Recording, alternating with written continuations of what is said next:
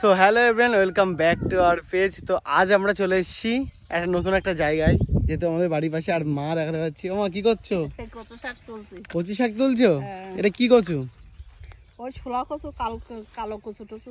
ও, কালো কচু টচু, ওই বুনো কচু। বুনো কচু। তো যারা জানো অবশ্যই কিন্তু কমেন্টে জানাতে পারো। এই দেখো, এটা আমাদের বাড়ির পাশের মাঠ। আর এই মাঠে কিন্তু এই যে কচু হয়েছে, কচু গাছ, ঠিক আছে। আর মা এখানে কিন্তু তুলছে পাতা। ও আজকে কি কচু শাক হবে? কচু শাক হবে। কচু শাক হবে আজকে? আর কি দিয়ে রান্না হবে? কচু শাক এমনি শুধু রান্না।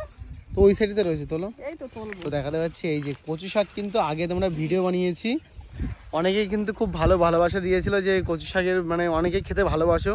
তো আমরাও কিন্তু খুবই খেতে ভালোবাসি, ওই জন্য কিন্তু আবারও চলে এসেছি নতুন একটা রেসিপি নিয়ে। তো আজকে রেসিপিটা দেখাও পরে, কিন্তু আজকে ব্লগটা তোমাদের সাথে আগে শেয়ার করব। তো দেখাতে পাচ্ছি মা কিন্তু রীতিমতো ক্ষেতের ভিতরে নেমে পড়ছে। কচুরলতিও হয়েছে। তোলো তোলো তোলো। ওই দেখো বন্ধুরা, দেশি কচুরলতি কিন্তু আমাদের এখানে পাওয়া যায়। দেখো একদম ছোট ছোট।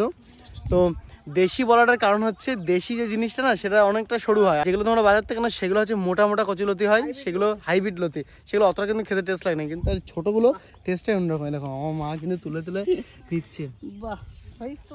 সব লোকজন তো পেরাবে মা। তো এই দেখো রাস্তার ধারে এই যে রাস্তা, আর রাস্তার পাশেই কিন্তু আমি আর মা চলে এসেছি এখন কচুরলতি তুলতে। এই দেখো এই রাস্তা দেখো, এই যে। আর এই পাশে কিন্তু তোলা হয়ে গেছে কচু শাক, কিন্তু তোলা হয়ে গেছে। ও, অনেক কচুরলতি তো পেলে। হ্যাঁ, ভালোই হয়েছে তো। খোটো খোটো খোটো। তো আজকে ফ্রিতে কচুরলতি আর কচু শাক খাওয়াবে নাকি? টাকা দেওয়া লাগবে না, এই এই বাড়ির পাশ থেকে নিলে কোনো টাকা দেওয়া লাগে না, ঠিক আছে, পুরো ফ্রি। ভালোই হয়েছে তো। নাও না নাও। দেখো আর ওয়েদার দেখো, পুরো মেঘলা।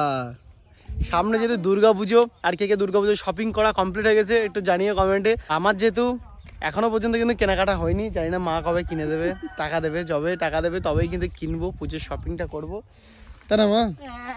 পুজোর কিন্তু আর বেশি বাকি নেই, মহালয়া চলে গেল, আর পুজোর এক সপ্তাহ মতো বাকি আছে।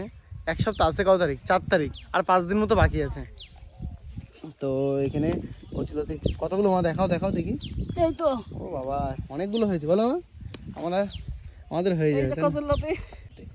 এদিকে এদিকে তাকাও, এদিকে তো দেখো কচুরলতি।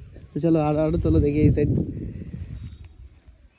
দেখো ওই সাইডে কিন্তু ধান হয়েছে, ধানের কিন্তু জল জমে গেছে, বৃষ্টি হয়েছে 2-1 দিন ধরে। আর এই যে এইগুলো কিন্তু মা তুলেছে। ও, এই পাতাগুলো হয়ে যাবে?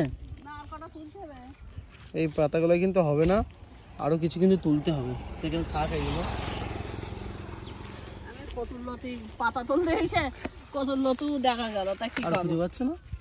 হ্যাঁ আছে। চলো, ওই কচুরলতি ভালো হয়েছে না? তো যাই হোক বন্ধুরা, চলো আজকে ভিডিওটা আমরা এখানে এন্ড করলাম। যদি ভিডিওটা ভালো লাগে, আমাদের এই কচুর লতি আর কচু তোলার ভিডিও, যদি ভালো লাগে একটা লাইক করো, কমেন্ট করো, শেয়ার করে দিও। তো চলো, বাই।